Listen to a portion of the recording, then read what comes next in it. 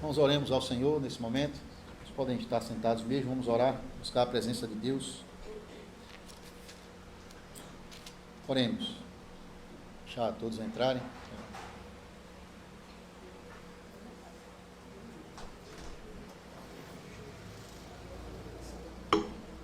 Vamos orar, irmãos. Senhor Deus, nosso Pai Celestial, nós te bendizemos o nome e rendemos-te graças por esse dia precioso que o Senhor fez e separou para podermos descansar das nossas obras e nos alegrar nas tuas obras, na tua criação, na tua providência e também, Senhor, na tua redenção em Cristo Jesus, na tua graça em nos redimir do pecado e nos dar vida em Cristo, perdão e a graça da vida eterna. Senhor, que o nosso coração esteja cheio de alegria e gratidão na tua presença e que o teu Espírito nos conduza para que o nosso culto seja ofertado a ti em espírito e em verdade, segundo a verdade da tua palavra e com sinceridade no nosso coração. Ó Deus, te louvamos, porque aprove ao Senhor, dentre tantos pecadores, perdidos e merecedores da condenação, como nós também, aprove ao Senhor nos escolher e nos fazer o povo de propriedade exclusiva de tuas mãos, povo que alcançou a misericórdia. Senhor, muito obrigado por essa graça em Cristo. E que o Senhor nos ajude a viver uma vida de gratidão, de obediência, de amor ao Senhor, de amor ao nosso próximo, como a tua lei nos ensina. Nós ouvimos a tua lei, os teus preciosos, bons e santos mandamentos. Essa lei que é boa, que é perfeita, que restaura a alma, que dá sabedoria aos simples, que ilumina os nossos olhos para compreender a tua vontade. Essa lei também que revela nosso pecado, a nossa transgressão, a nossa desobediência, a nossa incapacidade natural de guardar os teus mandamentos perfeitamente. Porque, Senhor, ninguém consegue por si mesmo. Somos todos pecadores e de uma forma ou de outra nós temos transgredido os teus mandamentos. E, portanto, rogamos que o Senhor seja compassivo conosco, nos dê a graça do perdão em Cristo, nos purifique de toda a iniquidade e nos dê também a graça do seu Espírito para vivermos em novidade de vida, em temor, em obediência e alegria, na obediência à tua lei. Ó Pai, nós vamos expor a tua lei pela pregação, tratar hoje do 7º mandamento, e rogamos que o Senhor nos conduza na leitura e na pregação da palavra, para que o ensino do Senhor seja compreendido e aplicado em nossos corações, para vivermos para o louvor e a glória do teu nome, com a nossa vida, com os nossos corpos, com o nosso casamento, nos nossos relacionamentos. Vem estar conosco, ó Deus, nesta hora. Glorifica o teu nome no meio da tua igreja. Edifica os santos com a tua palavra. E também estende a tua misericórdia a irmãos e irmãs que, por algum motivo, não puderam chegar até aqui. Pedimos tua bênção. Em nome de Cristo Jesus. Amém. Amém. Irmãos, a Bíblia diz que aquele que encobre suas transgressões jamais prosperará, mas aquele que as confessa e deixa, alcançará do Senhor a sua misericórdia. Então, essa é a promessa de Deus para nós. Se confessarmos a Ele os nossos pecados, Ele é fiel e justo para nos perdoar os pecados. O texto da pregação dessa manhã, você vai encontrar no princípio da Bíblia, no livro de Gênesis. Nós vamos abordar aqui uma parte do capítulo 2, texto bastante conhecido pela igreja, nós temos aqui o ensino sobre a instituição do casamento, onde Deus, pela sua provisão e misericórdia, Ele dá a Adão uma esposa. Gênesis 2, 18 a 25.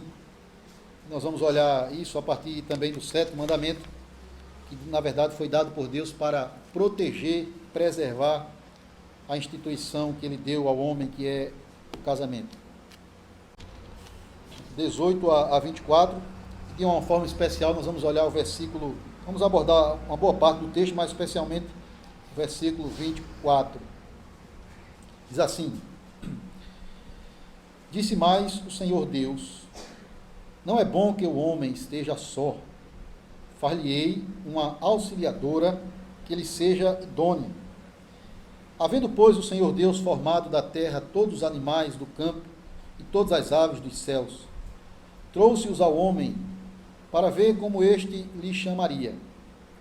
E o nome que o homem desse a todos os seres viventes, esse seria o nome deles. Deu nome o homem a todos os animais domésticos, às aves dos céus e a todos os animais selváticos. Para o homem, todavia, não se achava uma auxiliadora que lhe fosse idônea. Então o Senhor Deus fez cair pesado sono sobre o homem, e este adormeceu, tomou uma de suas costelas e fechou o lugar com carne. E a costela que o Senhor Deus tomara ao homem, transformou-a numa mulher, e lhe a trouxe. E disse o homem: Esta, afinal, é osso dos meus ossos, é carne da minha carne. Chamar-se-á varoa, porquanto do varão foi tomada. Por isso deixa o homem pai e mãe, e se une à sua mulher, tornando-se os dois uma só carne. Ora, um e outro, homem e sua mulher, estavam nus e não se envergonhavam. Essa é a leitura do texto da pregação.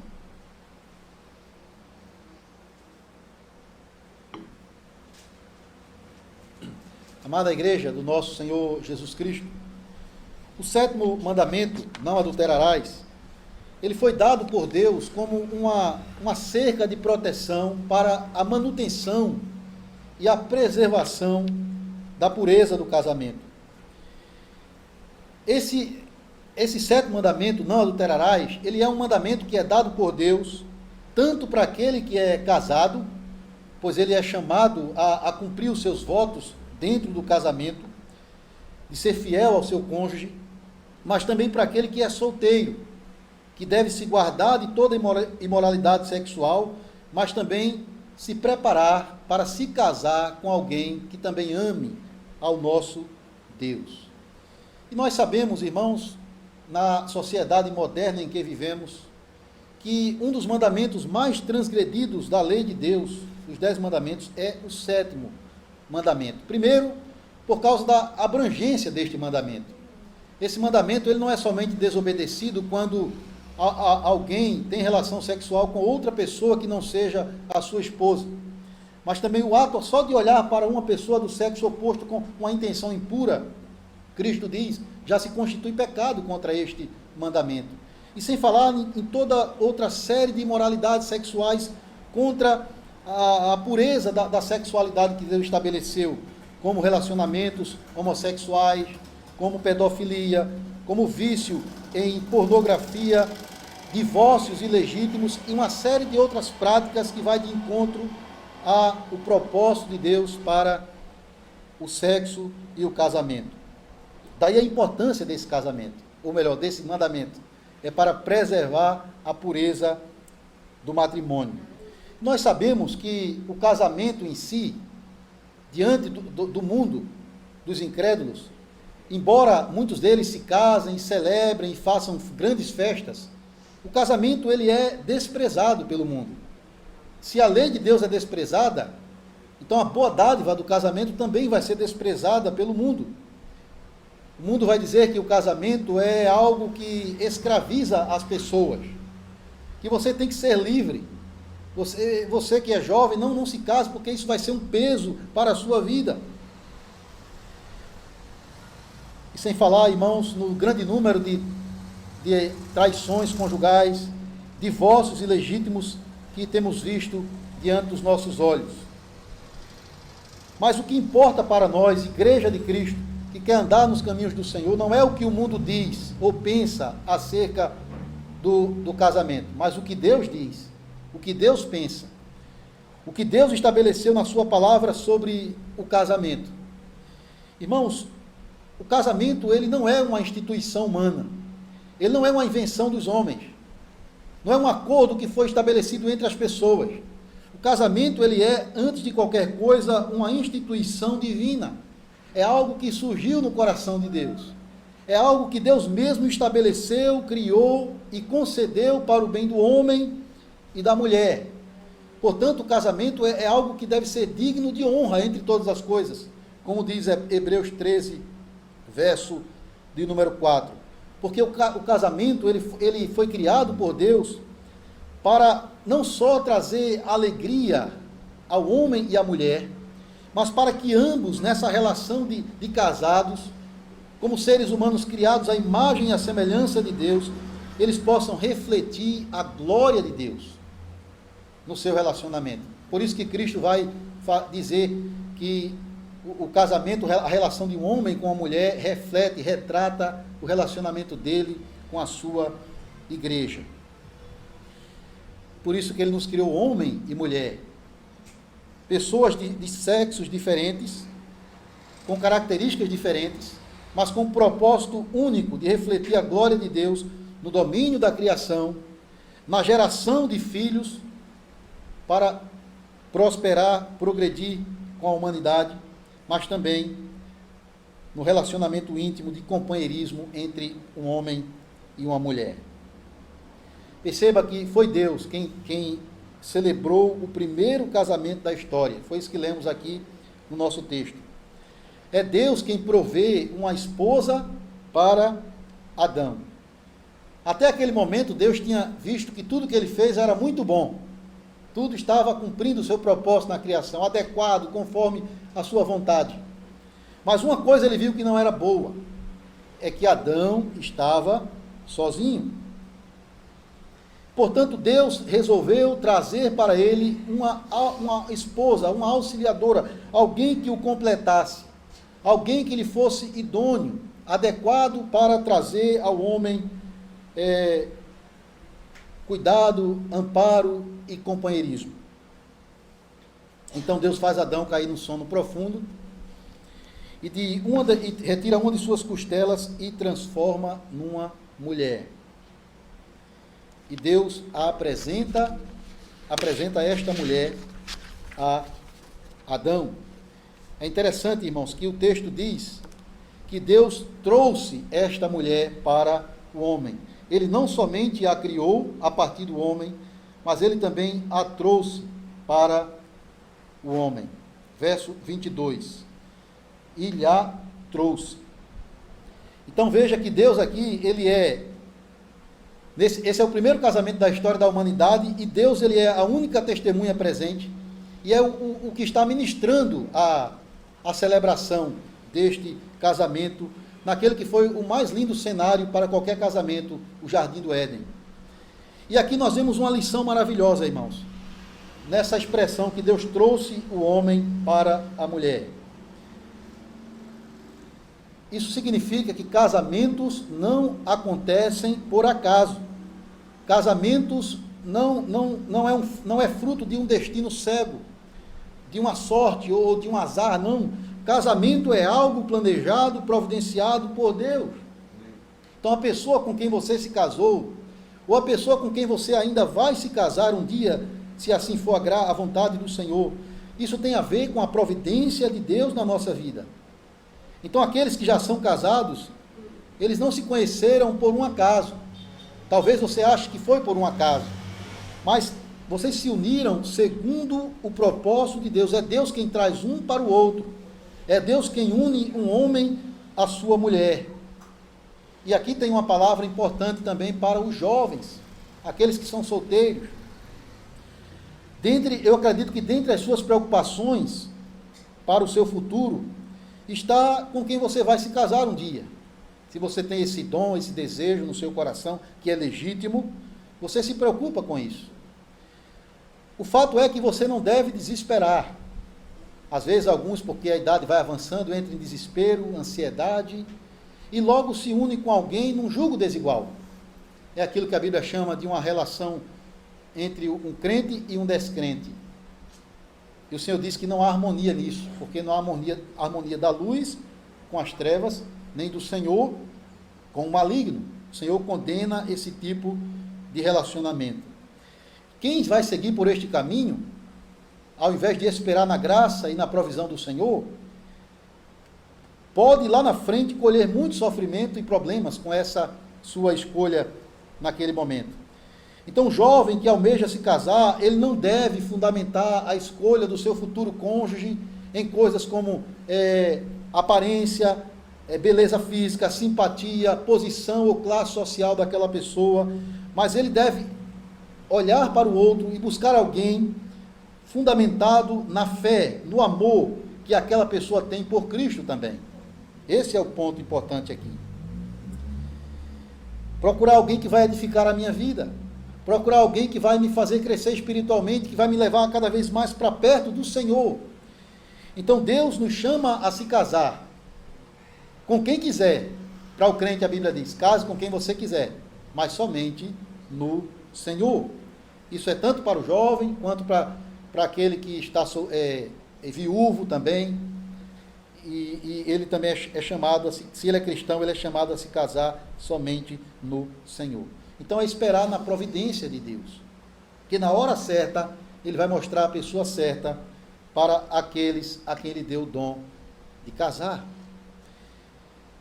Por isso o jovem deve saber que Deus está mais preocupado com quem ele vai se casar do que ele mesmo.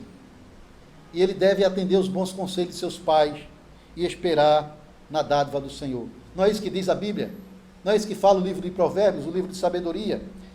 Provérbios 18, 22 diz que o que acha uma esposa, acha o bem, e alcançou a bênção do Senhor. É uma bênção de Deus. Provérbios 19, 14, a casa e os bens vêm como a herança dos pais, mas do Senhor, a esposa prudente, ou o marido prudente. É Deus quem vai dar no seu tempo a pessoa certa. Portanto, entrega o caminho ao Senhor, confia nele, e o mais ele fará. Agora, irmãos, notem qual foi a reação de Adão quando Deus providenciou uma esposa e a trouxe para ele. Adão ele ficou no estado de êxtase. Adão foi tomado por uma profunda alegria, porque ele estava diante da mulher mais bonita do universo, mas também era a única que tinha naquele momento. Então ele foi tomado de uma grande alegria. Ele até faz um cântico, um hino de louvor e gratidão a Deus pela boa dádiva que Deus trouxe para ele. Esta, afinal, é osso dos meus ossos, é carne da minha carne. Chamar-se a varoa, porque do varão ela foi tomada. É como se ele dissesse, finalmente eu encontrei alguém semelhante a mim. Ele que tinha dado nome aos animais, ele que recebeu essa autoridade para governar a criação, ele deu nome aos animais, não viu nada que se adequasse a ele, que fosse do seu gênero, da sua semelhança. E depois que ele acorda aquele sono profundo, ele vê a mulher que Deus a trouxe. E Adão é tomado por uma grande alegria e canta esse hino, se alegrando com a mulher que Deus trouxe para ele. Aqui também tem uma lição para quem já é casado. É que essa alegria que contagiou Adão, ela deve também se manifestar em nossos casamentos. Isso é sempre um desafio para nós, porque são dois pecadores convivendo juntos por muito tempo. E o casamento pode se tornar, às vezes, até uma rotina. E há certas atitudes que um faz contra o outro que não agrada. Mas em Cristo, irmãos, nós somos chamados a desfrutar dessa boa dádiva do casamento, se alegrando com a pessoa que Deus colocou na nossa vida. Olhar para o nosso cônjuge como uma boa dádiva de Deus, como um presente de Deus, e agradecer por isso. E orar ao Senhor para que Ele faça crescer essa alegria um no outro, dentro do casamento. Irmãos, Deus, Ele ele não só instituiu o casamento, ele não só providenciou a mulher para o homem, mas Deus, ele também estabelece aqui qual é o princípio para você que deseja ter um casamento harmonioso, abençoado, feliz, mesmo com todas as fraquezas e pecados, mas um casamento que prossegue com a graça de Deus e cresce em bênção, em bondade, em graça. O Senhor dá o princípio, Ele dá a receita para nós. Ele diz no verso 24: por isso deixa o homem, o pai e a mãe, se unem à sua mulher, tornando-se os dois uma só carne. Eu queria falar um pouco mais sobre essas palavras do Senhor aqui, nesse verso. Há dois verbos importantes aqui, que se forem compreendidos corretamente, isso vai trazer muita alegria aos nossos casamentos, e também para aqueles que um dia desejam se casar. É o verbo deixar e o verbo se unir, unir-se. Primeiro, o Senhor diz: deixa o homem, o pai e a mãe. É claro que aqui homem é um termo geral, também a mulher. A mulher deixa o pai e a mãe para se unir ao seu marido. Esse deixar literalmente significa abandonar. Parece até uma palavra forte. É a mesma coisa que Jesus pediu àqueles que querem segui-lo, como seus discípulos. Ele falou duas vezes, né? Ele diz: quem ama seu pai e sua mãe mais do que a mim não é digno de mim. Ele disse também que quem não aborrece pai, mãe, filhos, mulher, não pode ser meu discípulo. Então, irmãos, o Senhor está dizendo a mesma coisa aqui em relação ao casamento. Esse deixar significa que você está rompendo um relacionamento que é temporário, o de pais e filhos, para um relacionamento que será permanente, marido e mulher. Esse deixar, ele nos significa, irmãos, que a relação familiar mais importante estabelecida por Deus não é a relação pai, filho, mãe, filha, é a relação marido e mulher. Depois do Senhor, a pessoa mais importante na nossa vida, aqui na terra, é o nosso cônjuge, é a pessoa que Deus colocou na nossa vida. Então, quando uma pessoa se casa, ela não pode mais estabelecer ou manter o mesmo relacionamento que ela tinha antes com seus pais, de dependência emocional, financeira, de proteção. É claro, irmãos, é bom entender isso muito bem. Não quer dizer que recém-casados, eles agora vão abandonar os seus pais, literalmente, deixar de honrá-los e respeitá-los, porque assim o sétimo mandamento estaria contradizendo o quinto: honra teu pai e a tua mãe, que envolve o cuidado com os nossos pais, principalmente quando eles estão mais idosos. É claro que você vai manter uma boa relação com seus pais, cuidar deles naquilo que for possível, tiver ao seu alcance, atender até os bons conselhos deles, principalmente quando eles também são cristãos. Mas os pais não podem mais interferir no casamento dos seus filhos. É uma nova família que se formou agora, cuja autoridade e o cabeça é agora aquele rapaz que se casou. Então é importante que tanto os pais aqui presentes, quanto os filhos aqui da aliança, entendam o que significa esse deixar, para que amanhã não venha colher sofrimento. Muitos casamentos se acabam logo, depois de algum tempo, porque não compreenderam o que Deus está ensinando aqui. Não entenderam e, portanto, não praticaram esse deixar pai e mãe. É claro que, quando nós olhamos para a sociedade moderna, a forma como as famílias vivem, você vai perceber que a relação pais e filhos tem muito mais importância, significado no convívio da família, do que a relação marido e mulher. Os pais de hoje, com frequência, eles vivem para os filhos, em função dos filhos. Gastam a maior parte do seu tempo, da sua energia, no cuidado com seus filhos. E é claro, irmãos, me entendam bem, os pais devem cuidar dos seus filhos. É responsabilidade de Deus criá-los no caminho do Senhor, principalmente aos cristãos. Dar atenção, carinho, prover sustento para eles. mas não em detrimento de trazer prejuízo à relação marido e mulher. Infelizmente, no mundo você vai ver muitos casamentos até prevalecendo, se mantendo de alguma forma, não porque um cônjuge está se alegrando no outro como uma dádiva divina, mas por causa dos filhos, para não trazer uma dificuldade. Vamos esperar nossos filhos crescerem e depois a gente se separa. A coisa mais prejudicial que um pai pode trazer ao seu filho é construir um casamento em torno deles mesmos. Por outro lado, o maior presente que um filho pode dar, que um pai pode dar ao seu filho, é sendo um bom marido para a mãe dele. Da mesma forma, o maior presente que uma mãe pode dar à sua filha é sendo uma boa esposa para o pai dela. Esse é o maior presente.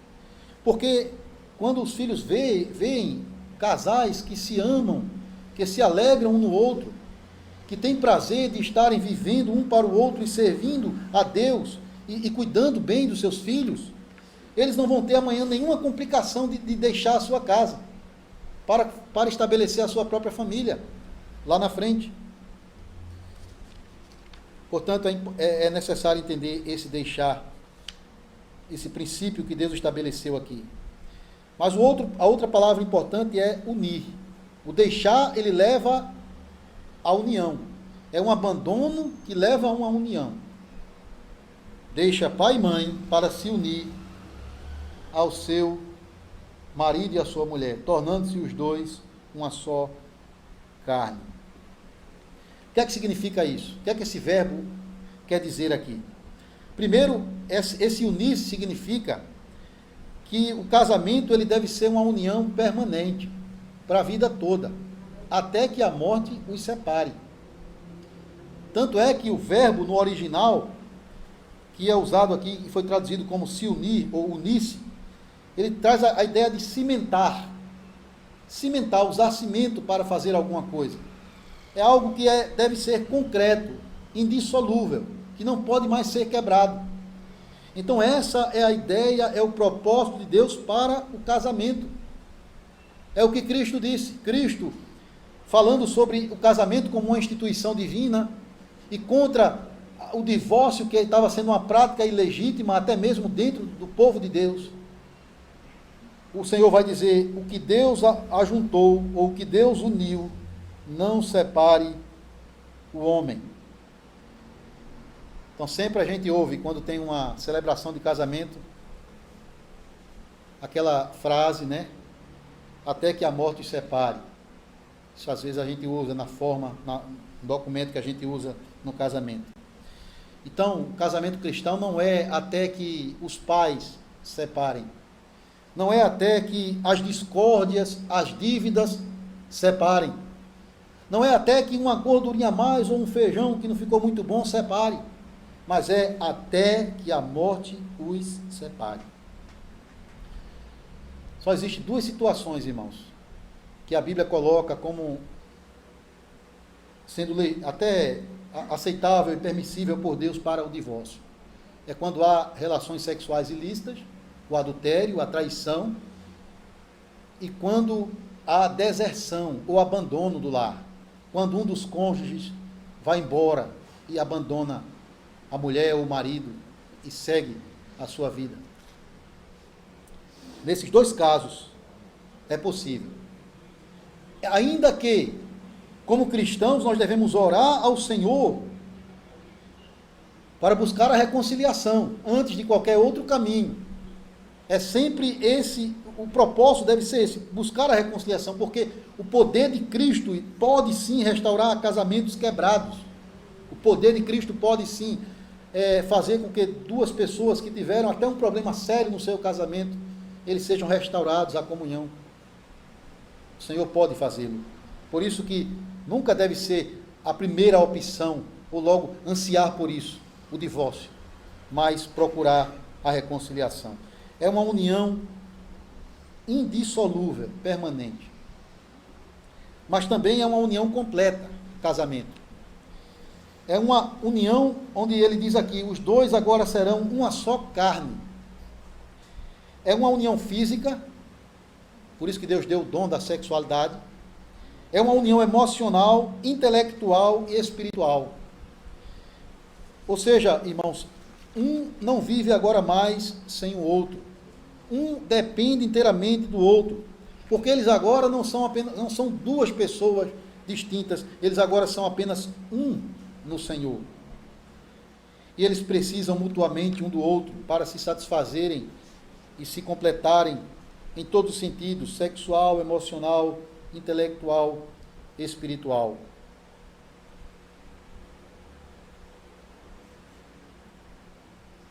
Então aqui nós olhamos que um dos primeiros propósitos do casamento é o companheirismo, é a cooperação, é a ajuda de um para com o outro. Como é que Deus chama a mulher que ele traz para Adão? Uma auxiliadora que ele seja idônea. A ideia aqui é de uma companheira, é de uma pessoa que vai estar do seu lado para lhe dar apoio e para receber apoio. Irmãos, o casamento tem sim o seu propósito de criação de filhos. Por isso que Deus vai dizer também aqui no capítulo 1, sede fecundos e multiplicai. Tem esse propósito, e é um propósito cristão, bíblico, ter filhos. Se agradar a Deus, dar filhos é propósito do casamento. Mas ele é mais do que isso. O casamento, ele tem o alvo de fazer com que duas pessoas agora sejam amigas e se ajudem em todas as coisas que necessitarem. Provérbios 2,17 vai dizer, está até falando da mulher adúltera, está dizendo que ela deixa o amigo da sua mocidade. Então é assim que é descrito o marido na Bíblia, amigo da mocidade. Também lá em Malaquias 2,14, vai dizer que a mulher, ela é chamada a mulher da tua mocidade, a tua companheira, a mulher da tua aliança. Então esse é o propósito. É por isso que há um texto lá em Eclesiastes que fala que é melhor serem dois do que um, porque se um cair, o outro levanta. Então o casamento tem esse aspecto importante e bom, de que o casal se ajude. A mulher cumprindo a sua vocação de ser auxiliadora, de ajudar o seu marido a cumprir a sua vocação de cabeça do lar, o homem tomando a iniciativa e exercendo a sua autoridade dada por Deus de conduzir a sua família nos caminhos do Senhor. Então isso é um aspecto do casamento. Mas também tem o aspecto do deleite, meus irmãos, do prazer do casal. E aqui nós vemos a bondade de Deus. A bondade de Deus em ter nos criado dessa forma que nós somos, homem e mulher, e ter dado a nós a dádiva do sexo para ser desfrutado no seu devido lugar, dentro do casamento. Não só para criar filhos, para ter filhos, mas para que um se alegre no outro. Paulo fala isso abertamente, quando ele fala em Coríntios 7, que o corpo do homem agora é da sua mulher, e o corpo da mulher agora é do seu marido. E quando você lê Provérbios, e principalmente quando você lê o livro de Cantares, você vai ficar encantado, porque está falando ali desse amor conjugal, dessa relação de marido e mulher, que eles devem se deleitar um no outro. Até Eclesiastes 9 vai dizer, goza a vida com a mulher que ama todos os dias da tua vida. Então é propósito de Deus, é bênção de Deus. Há um tabu muito grande falar sobre isso nas igrejas, há um receio, mas a Bíblia deixa muito claro que a sexualidade é dada por Deus para que o casal se deleite, tenha prazer um no outro. Isso é o propósito de Deus. Não é a coisa mais importante. Não é, eu vou casar porque eu quero ter relações com o meu esposo ou com a minha esposa. Faz parte, mas, além disso, o propósito é companheirismo, se ajudar para crescer um no outro nos caminhos do Senhor. E eu queria terminar, irmãos, mostrando aqui, lendo um texto de Provérbios e terminando com esses versículos. Você pode abrir lá em Provérbios capítulo 30.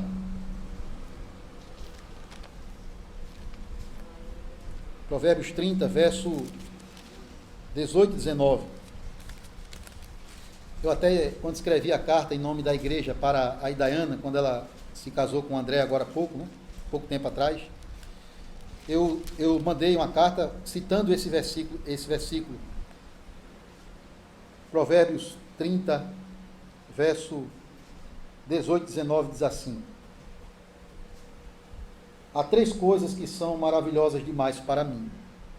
Sim, há 4 que não entendo: o caminho da águia no céu, o caminho da cobra na penha, o caminho do navio no meio do mar, e o caminho do homem com uma donzela, com a sua mulher, com aquela que Deus lhe deu.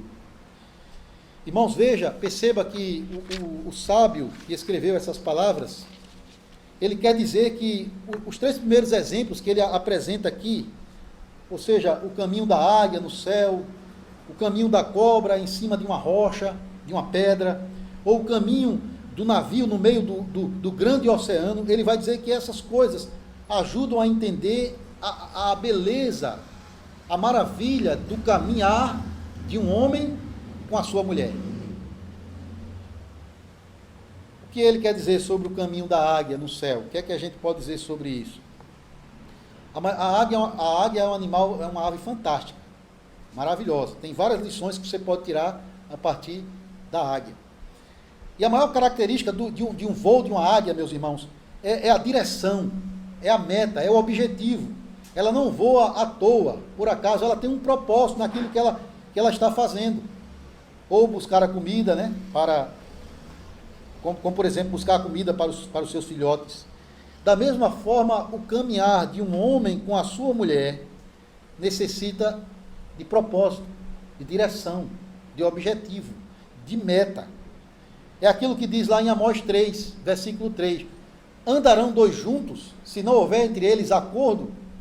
Será que 2 pessoas poderão ficar juntas, em paz, em alegria, em harmonia, se elas não têm o mesmo objetivo, o mesmo propósito? É por isso que a Bíblia condena o jogo desigual, porque isso não vai combinar. É como você colocar um boi, que é um animal de força, e um cavalo, que é um animal de velocidade, para puxar uma carroça. Não vai dar certo. Um vai querer correr demais, o outro vai querer puxar com mais força, mais com lentidão. Não dá. Tem que ter propósito. E o propósito, a direção, o objetivo de um homem com uma mulher é glorificar a Deus no seu casamento, se deleitando no outro, procriando e criando filhos para a glória de Deus. Mas ele fala também do caminho da cobra na penha. Quando uma cobra rasteja por terra, ela vai deixar rastros, e você pode até ver. Mas se ela passa por cima de uma pedra, você não sabe se ela passou ali ou não, não vai ter rastro nenhum da passagem dela em cima de uma penha, de uma rocha. Aqui, irmãos, trata-se de uma passagem limpa, né? De uma passagem sem marcas ou sujeiras. E assim deve ser o caminhar de um homem com a sua mulher. Um caminho limpo, puro e santo. É claro que se porventura no passado houve algum rastro, alguma marca, alguma sujeira que ficou pelo caminho, e às vezes até acontece quando alguém teve relações sexuais fora do casamento, ou qualquer outra coisa que aconteceu, mas Cristo apaga, Cristo purifica, o sangue de Jesus limpa de todo pecado, e você pode agora recomeçar a sua vida em pureza, santidade, diante de Deus, como uma cobra que passa por uma penha, por uma rocha, sem deixar marca, e Deus também apaga as manchas, e lhe dá a chance, uma segunda chance, de você reconstruir a sua vida. Se houve no passado pecado nessa área contra o 7º mandamento. E por fim, ele fala também do caminho do navio no meio do mar. Naquela época não tinha a tecnologia que tem hoje, GPS, bússola, primeiro a bússola, depois o GPS. E aqueles marinheiros, já tinha navio, né, de madeira naquela época, e eles tinham que se guiar pelas estrelas, tinham que olhar sempre para o céu, para saber o caminho que eles estavam indo, para chegar na terra firme, o lugar que eles desejavam chegar. É assim também a descrição do homem com a sua mulher, da beleza do caminhar de um homem com a sua mulher. É um caminhar que se orienta pelo céu, se orienta pela palavra que vem do alto, pelos ensinamentos que vêm do Senhor. Então, quando um homem e a sua mulher procuram guiar a vida deles dentro dos princípios da palavra de Deus, pode ter certeza, mesmo que eles estejam num mar revolto, com muitas ondas, muitas dificuldades, e assim é a vida, tem os seus transtornos, mas com certeza, Cristo estará no barco com eles, dando graça, dando calma, força, mas Cristo também os levará ao porto seguro, à terra firme da felicidade. Ou seja, um casamento abençoado por Deus é um casamento guiado pelo céu, conduzido de acordo com os princípios daquele que sabe o que é melhor para nós, daquele que instituiu o casamento e que sabe qual é o melhor caminho para nós. Por isso devemos olhar para o que a Bíblia ensina acerca desta boa dádiva do matrimônio. Aquele que já é casado, de cumprir os seus votos diante de Deus, de ser fiel ao seu cônjuge, de se alegrar no seu cônjuge, de manter e até fazer progredir esse companheirismo dentro do casamento. Mas também aqueles que não são casados, sejam eles jovens, já adultos, ou que talvez até foram casados e de alguma forma houve um divórcio, ou alguém que é casado com uma pessoa descrente, e isso é sempre um desafio para você que é o cônjuge cristão, é sempre uma luta.